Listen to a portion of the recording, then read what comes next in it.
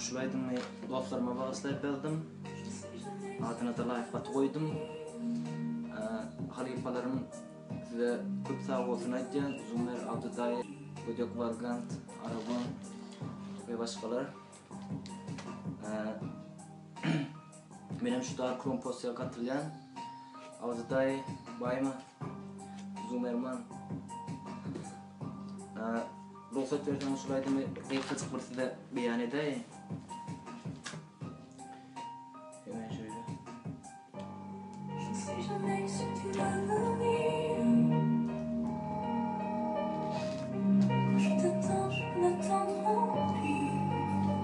Dark Kromposya.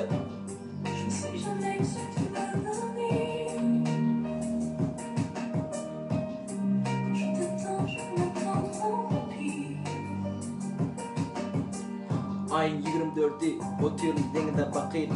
Doğancuklarımın parahat yatır. Bilemok ve göremok. Belki otur men bolsa da silerde. Life katı yadımı düşüryen bir topar salam hatı. O günlerimi şükür bana bu Allah'ın hakkı. Bugün bir dolan günü yadla otun. Life'da yaşan günlerimin bir erteki yalı indi budurmuşum. Boy geçen o sana yalanan yılgırışım. Yadadım gideli budurmuşum. Ağır kesel kalanın damzalanın bu herkese. Bugün bir iş günü ötür öyde yeke. Dostum han oğul öyünde memlekette. Yürek kıtya life'ım yıkar ecili yönü ecilemen gideyin stop belgen senli. Dostum sen edil çal men yekelikte. Trafiğim seher bilen hafifçe harekette. Dostlarım ölçmesin bizim dostluğumuz yaşlığımıza gelelin. Yatlap şart günümüz bu rapimiz sonlayın.